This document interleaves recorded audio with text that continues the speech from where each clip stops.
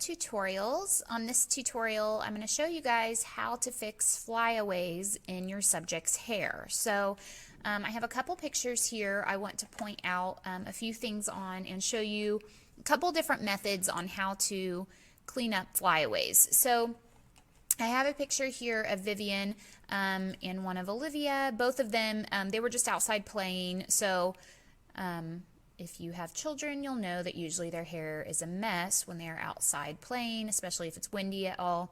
But because these are not my typical character sessions that we do, which in those, their hair, I would want them to be very polished, no flyaways, because the idea is that they are playing a part, they're playing a character.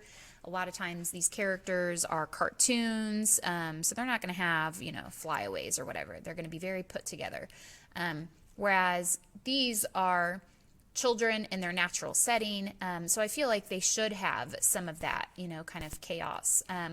However, depending on the picture, you might want to clean up some of those little pieces of hair. So on Vivian here, which this is, both of these are unedited pictures. I've got started on this one, but I haven't finished it here. But just to point out, so she's got, you know, you can see a little bit of her hair here. Her hair's in a ponytail, so she has these little baby pieces of hair sticking out everywhere. I would use like the liquify tool to kind of fix this little bump of hair, but I still want to keep a lot of this around here. I might clean up some of these back here and a few over here, but other than that, like, I like it. It adds to the picture, makes her look like a little kid. On excuse me, on Olivia here, same thing. I want to keep some of these, but there are a few out here I would like to get rid of. So a couple methods to do this, and I always make a duplicate layer. That way, if I don't like the changes I'm making, I can create a layer mask and brush them off, or I can just completely delete the layer and start over. So one method is by using the spot healing brush. So the spot healing brush, you can create or set it to fill in the area that you know, kind of click on, to do content aware, which is where it's basically going to fill in that area based on the surroundings. Proximity match is going to try to match it to something close. The content aware is kind of a smarter tool because it's trying to fill it in and make it look like it belongs, whereas proximity match is going to match it exactly to what is beside it. So I usually use the content aware. The create texture I don't mess with. So using a kind of smaller brush here, oops, I just deleted out my layer over here and didn't mean to, so let me get a smaller brush, and basically with that spot healing brush selected, I'm just going to kind of go over these little hairs to kind of get rid of them. And there aren't a ton.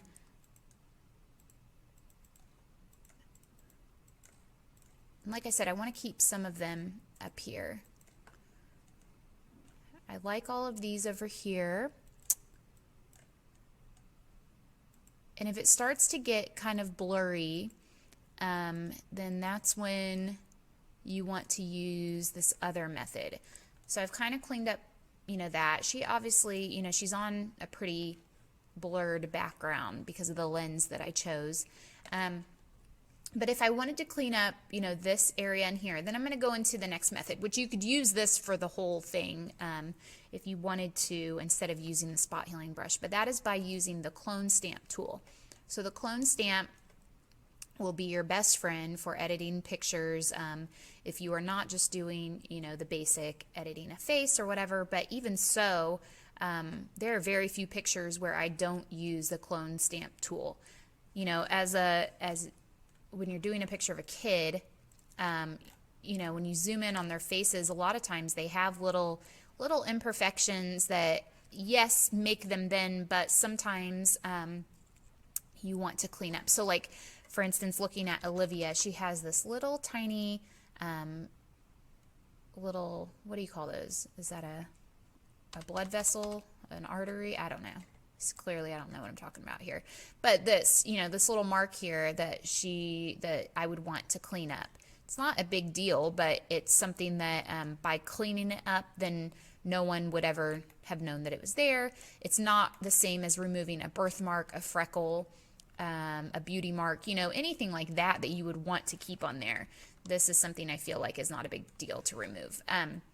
So again, I'm just pointing out that that is why the clone stamp tool, or again, the spot healing brush, you could use that on that as well, will be very helpful.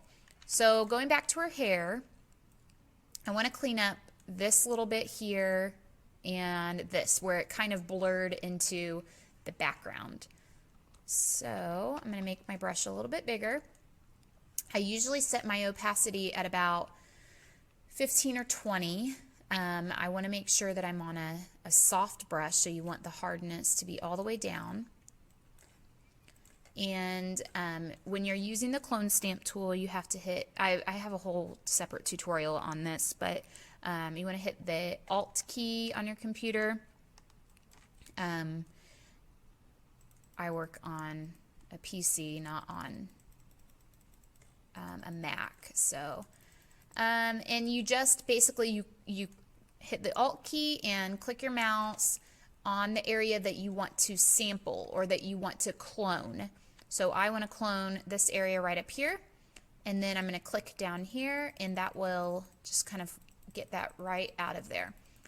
If I wanted that edge to be harder or a sharper edge, then I would make sure that I would set this up to higher. But because she's kind of, you know, that edge is kind of blurred anyway, I want to stick with that.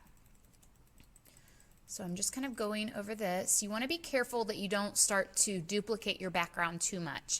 So usually once I sample a little bit of one area and clone that out some, then I'll kind of sample a different area and go over it. That way it doesn't look obvious.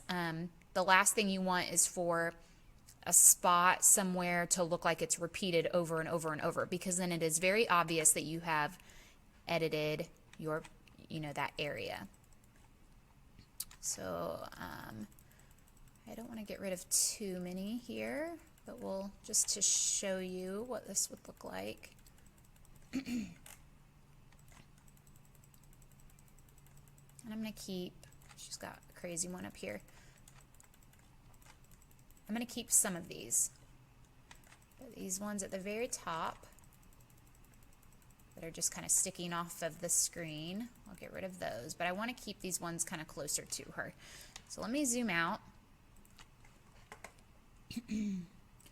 So again, still looks like she's been outside playing. She's still got some flyaways here. But the ones that were sticking out are a little more contained. So you can see that was before, and this is after. Before, after. Again, nothing wrong with this before, especially for a kid, again, playing outside. But just to show you how you would clean up these edges for whether it's, you know, just a portrait like this, or if it were for something that you want to be more polished, that is generally the way that I would take care of that. So again, that's the spot healing brush and the clone stamp tool. Those will be your best friends. One other thing I want to point out, you could potentially, depending on you know, if you're in the right setting, if she was on just a plain black background, for instance, I could use the selection tool, select the area, you know, that I'm wanting to kind of clean up. So like if there were some flyaways right here, I could do this and go to fill content aware, and that will try to, you know, basically fill it in based on the content. You have to be careful with that because sometimes it will pick up the actual hair instead of the background, and then you end up with her, you know, more hair than what you need. So in my opinion, I would stick with this method, which is the spot healing brush and the clone stamp tool to get rid of flyaways. So that wraps it up for this tutorial. Thanks for watching, guys.